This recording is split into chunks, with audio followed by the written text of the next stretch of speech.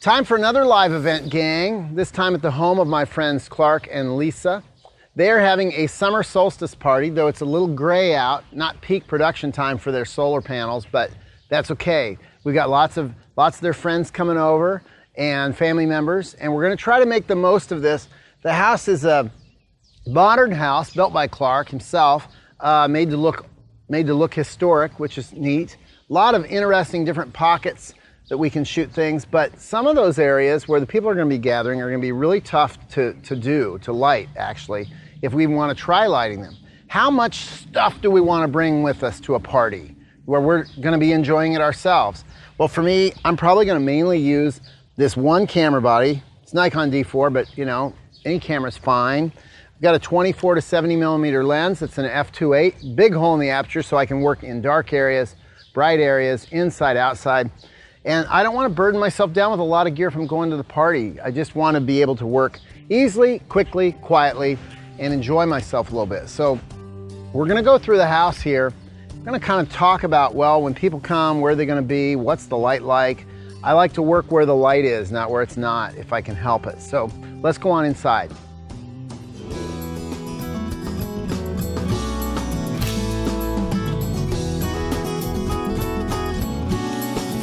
Here we are inside the house, and it's kind of a mixed bag visually. It's a beautiful home, but I'm talking about light, and I'm talking about backgrounds, and where is it clean to shoot, and where is it not? And I'm doing this in a very simple style because if I was coming to this house normally, I've been over here many times for parties and dinners, I'm not bringing a lot of gear. I'm not walking around with a shooting vest and a flash with a reflector or a flash with a softbox. I'm mainly just coming to enjoy myself and to get some pictures that'll last through the years. I might even use a smartphone. Oftentimes I do, but for today, this is my go-to lens, the 24-70 f2.8. Got the Nikon body here that shoots at high ISOs. I'm shooting on RAW and JPEG both, just to have them. And I'm just going to talk you through the house a little bit. Talk to you because I've been here a few times, quite a few times. I have a feeling rain or sun or overcast. We're in overcast right now. I have a pretty good knowledge of where I like to shoot.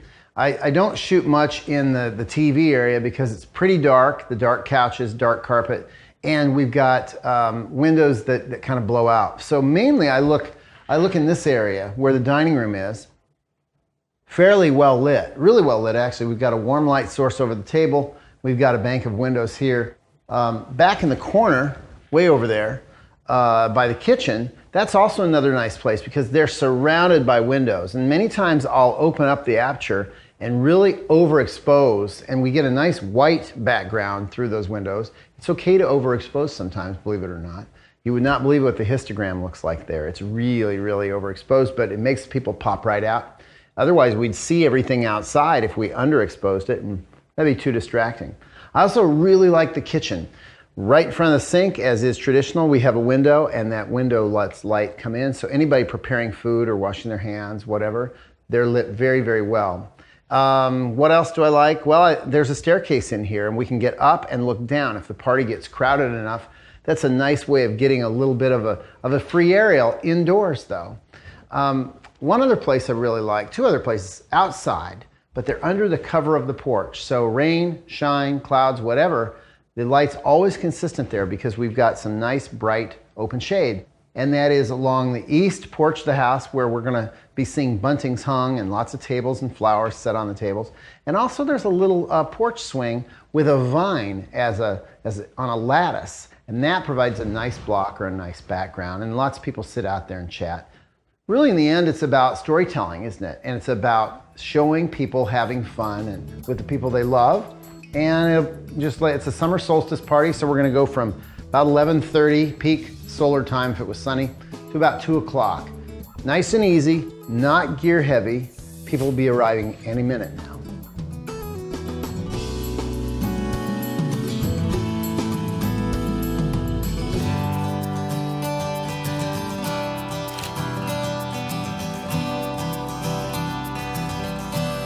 Anytime I shoot an event, whether it's some big professional thing or just a party at a friend's house, which I consider an event because they do this every 5 years or so, I get there early. And I get there early because I find pictures that are often as nice or even better than when the party's going on. For example, I know Clark Clark hangs buntings up around the porch every time he does something big here, and so we're just going to get him hanging up buntings here, and it's color in a really kind of a neutral earth tone scene. It's really lovely, and the light on this side of the house, kind of dappled light through the trees, it's perfect. So I guess we're ready, huh?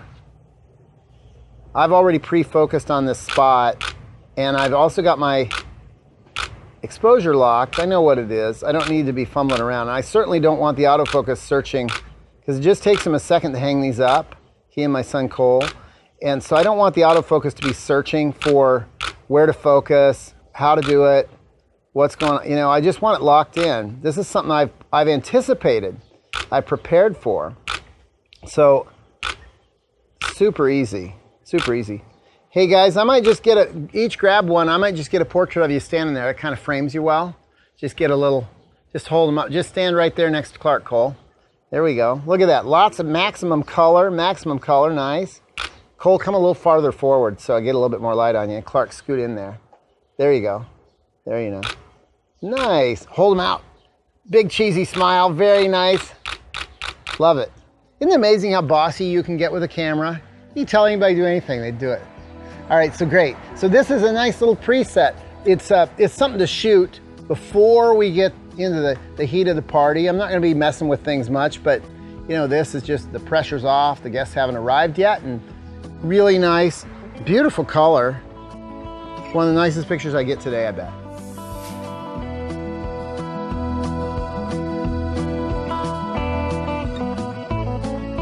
You know, something we haven't ever talked about is overexposure on purpose. I would stay away from overexposing anything except maybe highlights on objects because I'm afraid of them. I'm afraid of having that histogram clip the right-hand side of the frame and losing all the information. I want to hold on to that information. I always expose for the brights. Well, you know what? I'm exposing for the brights in this corner, but I'm doing it on purpose, and I'm washing away all the sins of the world outside by overexposing. So I've got two friends of mine, Wilfred DeVries and Stan Maskey, in the corner, and they're just holding court talking. We've got all these windows. It's the middle of the day, but this is a pretty brightly lit corner. And I'm thinking, you know what? Maybe instead of a dark background, I want a white background. If I overexpose my scene, I'm going to eliminate all the stuff outside. There's Clark's solar panels back there and his garage and this big tree that's all overly lit with the sun, and they're in deep shadow. So I'm going to brighten that up. I'm going to open it up. My normal exposure for this scene, I don't know what it would be. Let's see. If I was exposing normally for outside, I bet you I would be at f4.5 and at 5/100th of a second. But watch what happens if I slow it down radically at f4.5, same aperture, slow it down radically, and I'm going to purposely overexpose. And holy cow, that's nice. Now I can just concentrate on them talking, and I've got this beautiful white background. I see a little green in the tree, but that's okay, I can't help it. This beautiful, perfectly blown out background is working for me, not against me now. It's art. We can think of it as art. I see a lot of photographers shooting with blown out skies. They have a model on a hill with in a cloudy day, and everything blows out white, and the model pops. I should really do this more often, I think. It's really a wonderful way of handling a situation, and you just don't know what else to do without bringing in lights and bouncing flash off the ceiling. I don't want to do that. I'm at a party. I've got my one camera. I'm going to handle this appropriately just with overexposure.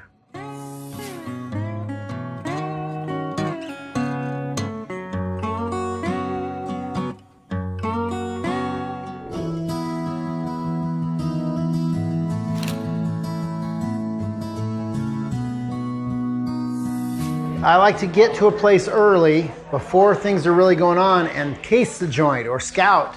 And I'd done that today, and I knew that getting up would get me a nice overview once the party's really in full swing. So people are starting to arrive now, and I'm up high here and food's being served. Once they get out into this open area, I've got a really nice vantage point. Not only is it clean, I'm using the floor as my background, which I always like to do if I can. Not only is that clean, but I can see into the living room. We're gonna be seeing lots of people taking up every available chair, and they're not gonna be lit as brightly. That's kind of the dark corner of the house. This is lit wonderfully with skylights. I'm not going to want to shoot this once the skylights have the sun directly overhead. I don't want bright beams of light in there necessarily because I have to expose for those. And boy, does that throw the rest of the scene into darkness. I want it when it's brightly lit yet softly lit. The sun's out finally, and this is really becoming a nice place to get a picture. So I'm just going to check back here in a few minutes, and I'm sure we're going to see it full of people because they finally brought out the food. So here we go. This seems really nice. It's evenly lit. Lots of people were up. We can see that it's a party. We can see there's lots of people here. I can see into the back of the room. Kind of can even see outside other people eating out on the porch. It's constantly changing. There's Ellen taking a drink of something. It's very, very, very nice scene and pretty easy to shoot, but you just have to think of it. And that comes from moving around. When I'm working an event like this, I'm constantly moving and assessing things because things change every couple of minutes. I'm looking at where the light is. I'm looking at where the people are. And this is a spot that's not only a cheap aerial, but it's very evenly lit. Very evenly lit. You know, another thing is when you try to work something like this from ground level, it's really hard to get a feel for how big the party is. And it's also hard to pick somebody out in the crowd and still have a clean background. In fact, it's next to impossible. And you can waste a lot of time at this party just trying to find one little tender moment. And I could do it, but I want to cover this party in its totality in a way. I want a beginning, middle, and end. We're storytelling here, telling the story of this day. And if I spend a good half hour on a party that lasts 90 minutes or 2 hours, a good half hour trying to get one clean shot through a crowd, making the background look good, getting a good moment, well, maybe today is not the time for that because I really want to show the whole scene. And so I'm satisfied with this, and it's looking really good. You know, one thing that's kind of nice, if you don't have a big rig like this, big heavy thing, you can shoot a lot of these situations with your smartphone. This is evenly lit. It's a fairly wide scene, but this can handle that. Look at that. It's fine. I've shot a few from up here with this smartphone. The color's good. It doesn't get any easier than that, and so convenient. I mean, I know why they're so popular. This thing weighs a ton. And yeah, I can do a lot with it, but I shoot with my smartphone all the time. I mean, all the time. I don't even worry about taking my bigger camera if I'm just going out and running my daily errands or visiting friends. I don't even bring this much anymore if I'm not going to be working something because this does such a lovely job. So if you have a scene that's coming together naturally and you don't need to do anything that's too radical in terms of extreme low light, which smartphones don't handle very well yet, this is the way to go. Totally.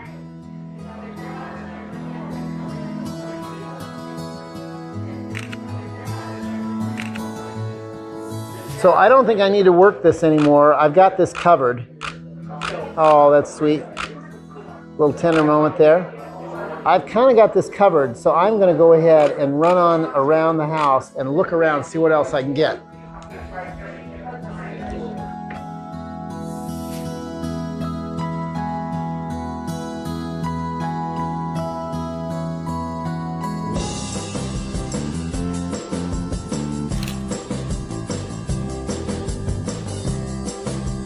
So now we're outside, the heat of the day at the party, and we're with Grill Master Doug.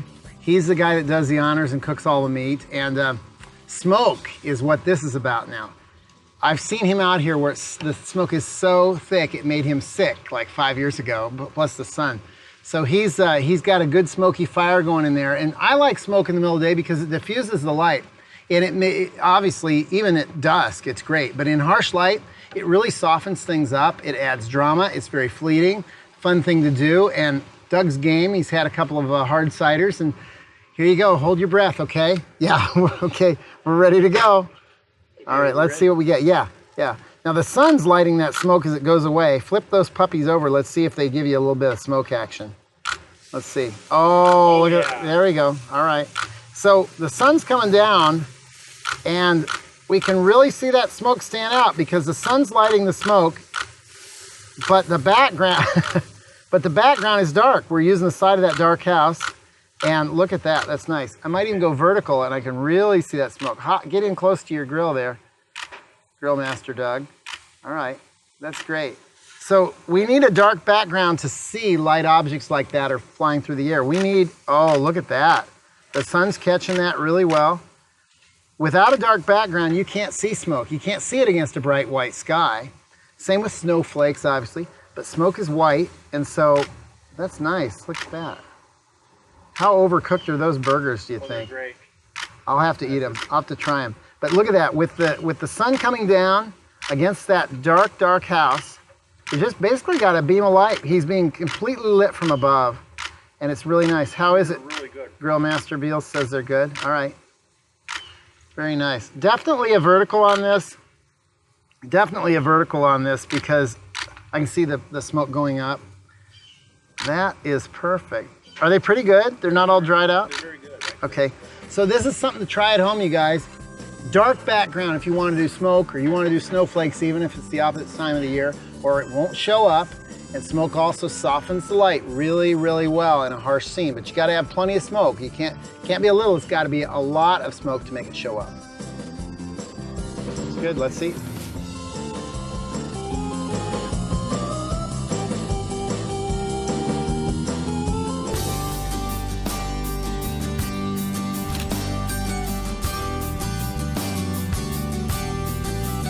Well, there's one other thing I've seen outside Clark's house, and that is a beautiful porch swing with this trellis that he made himself, and vines all over it. And it's a great way of shooting in the middle of the day without getting the harsh light of the whole world. The vegetation behind this swing blocks all that harsh light, and that harsh light is bouncing off the ground and it's coming in here, and it's very lovely soft light. So to get this, I have 3 volunteers here: brother Paul, sister-in-law Laura, and little Sammy, my nephew, and they are going to make a Sam sandwich for us. So I've got a wide open aperture here, f2.8, big hole in the lens because I don't want any background detail. I just want to focus in on their smiling faces. It's pretty bright. I'm at 320 ISO, and it's, what is it here? It's about 250th of a second, which is plenty. They're not running away. And I'm going to get all focused in, and I'm going to lock in my focus, just put it over to manual, because I don't want the focus searching at all. I know where I need to be. And are you guys ready to make a Sam sandwich? Yeah. All right, this is gonna be exciting. Okay, anytime, ready, go. Nice, the Sam sandwich, there it is. I've seen that a few times over the years. Okay, very nice, very nice. I'm gonna have you do it one more time, but don't look at me and it'll look more candid and casual. How about that? Okay. All right? Okay, 1, 2, 3, Sam sandwich. Oh. That's nice, that's sweet. Very sweet. Good deal. So you may not be able to make a Sam sandwich at home, but you can find places in the middle of the day where the light is really beautiful, even though it's completely sunny now and really, really harsh light outside. All people would do is sweat and squint if you moved them out there. But up here on the porch, it's perfect. So look for those out of the way places where the light's bouncing in, very bright yet very soft. That's the key.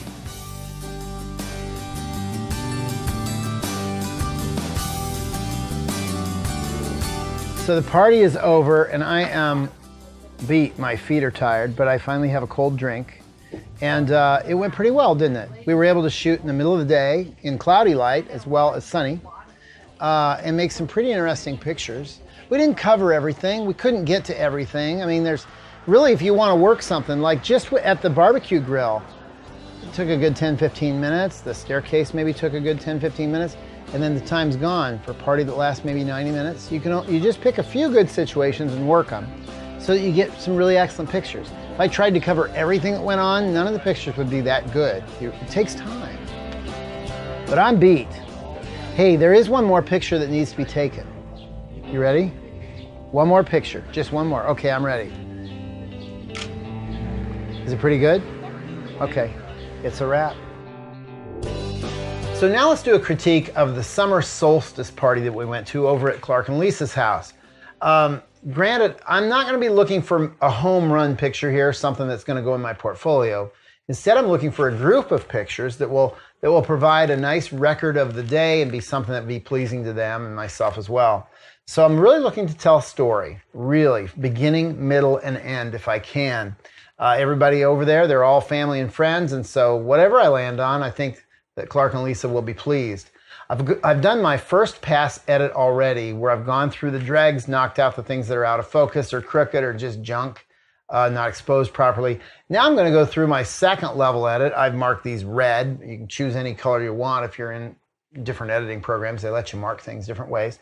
And I'm going to go through these reds and try to settle on things that I think, okay, these really tell the story, why and why not. In many cases, there's just not going to be a good frame, and in some cases, there are going to be a few too many, and we'll thin them down. So let's start out where we set the scene. It's a little bit of an overcast day, kind of a bummer for a summer solstice party, but the sun was in and out briefly. It was mixed overcast. There's Clark putting his sign out to let everybody know that it is his summer solstice party. His daughter Emma designed that. And that's the house he built himself. He built it to look like an old historic home, which is amazing. But I don't like that white sky. Historic looking home or not, I don't like the way that sky's blown out. I think I'm going to want to come in closer like that. Just better color. We're in close to him. We can see the sign a little bit better. Maybe the family wouldn't mind that, you know, having that sky blown out, but I sure do. I wish it was a blue sky day. Now the sun did come out a few minutes later. Still not a totally blue sky, but we were able to show Clark with his pride and joy his solar panels. He spent a lot of money on these things, and I think that instead of this, which has got a lot of dead down there, maybe we go for bright and close up. These things are massive. We can see the sun glinting off of them. I don't mind the highlights. That indicates generating power, and he's got this powerful stance. He assembled these things himself, and he's got his hands on his hips, and that works. So we've established summer solstice, the sun. Okay, we've established that. Now let's go to the house and we'll look at the pre-decorating that went on. Summer solstice, the peak electrical production or solar amount was at 11:39 a.m. So I get over there about 10 a.m. knowing that Clark and my son Cole are going to be decorating out the porch with these buntings that they put up each summer. Have them stop for a nice portrait, a lot of good color there. And then just let them do their things and start gathering these buntings. They put them all around the house. Kind of a fun one where it's just his hands are showing. I love to block people's heads, you know. And there's Cole in the background. Maybe a little bit better, a little bit something else to grab there. But maybe this is the best. And out of all these bunting shots, these are the best. My friend Eileen, she really loves flowers and plants. She's a master at gardening, and she brought over flower arrangements, and she's just putting one out on the table there. Just a really fast thing. I love the fact that we've got all that color, and we've got her face just perfect against that bright white column. Just perfect, just for a second. And, you know, she was putting all these things out everywhere. I just followed her around a little bit. She's putting some of these orchids out. Maybe that's a lily. I'm not much on plants, but okay. Now I held that one up. The sky started to get blue. I held it up hoping to get more of the house rather than being down on the table. I don't know. It's okay. Then I'm back up on the porch looking down through the buntings outward. You don't get any color in the buntings anymore. We do see Eileen, and we see all the tables set on the lawn in case they get an overflow crowd. Not real crazy about everything being bright in the background, stuff I don't want. The scene's basically reverse lit the opposite of how I would want it. I'd want all this in sun and the background to go away, but that's how it was. Sneak inside for a deviled egg, little detail shot of the food. There's Lisa, who's cooking is fabulous. I love her kitchen. Most kitchens have a window right in front of the sink so people can look out as they're doing dishes, have something to look at. And that light in that kitchen with all that beautiful warm woodwork that Clark put together himself is really nice. Cole's just getting ready to come through the doorway there. Adds a little bit of something to hold the left side of the frame together. That works. This is with Grill Master Beals out on the back porch. Grill Master Doug Beals. He always grills. He always puts on a big show. Way overexposed is when I'm first approaching that grill, and he's letting the smoke out. I knock that exposure down immediately. There's where it needs to be. I want to be rich. I want to really see just the highlights. I'm exposing for the highlights almost all the time, as you know. A little bit of flame stands out well. If the exposure had been like that, you wouldn't see it. You wouldn't see it. So there you go. A little bit of flame, really nice light on his hand and his hat, a little bit on his apron. That's where I want my exposure to be. And here, that single beam of light, because he's really cooking now that people have started to come in, that single beam of light shining down on that grill really allows our smoke to stand out because of the dark background. Really does a good job in terms of that light being just a shearing effect. It's not hitting the wall of the house yet because the sun's just coming over. It's just hitting the grill. Another 10, 15 minutes, that picture wouldn't be possible because the house would be lit up. You wouldn't be able to see the smoke in any direction. Go back inside. We show the lovely staircase that Clark has built. Tried to get him and this is, I'm not holding anybody up. I'm just working it. He's just coming down the stairs. He had to check something. I shot a sequence of him coming down the stairs. Right in the middle is where I like him to be. I don't mind centering things up. I shot him up and down on the staircase. I like that one. He's just running down, peel off 3 or 4 pictures. That one right there. Kind of like the way the rail splits him in half a little bit. Now, I went up to where Clark was. That's mainly the reason I showed you the last one. I'm up where he was, trying to show the bulk of participants in the house. And guys, as time goes on, you'll be amazed when you really try to cover a party like this, if it's people you care about, you'll be amazed at how delightful it is to look back on this 5, 10, even 20 years down the road. You're going to see people there that have passed away. You're going to see people there that you're no longer in touch with. You're going to see people there that you may hate. I don't know. But you're going to see, it's going to be really interesting to you to see the people that came to your party. You won't even remember them because you're going to be busy holding the party. You won't have remembered all the good stuff that happened. So this is up a little bit on the staircase, not very high. I think I need to be up a little higher to keep people from engaging with the camera and looking at me. I want to just melt in and be a fly on the wall. If I hang out long enough, eventually they start to ignore me, and people come in here to see the boards here with the history of the construction of the house. Now they're laughing, they're having fun, and they're a lot less aware of the camera, which is what I want them to be. People are having fun and talking. I think it's probably this frame out of them because Ellen's taking a drink. All right.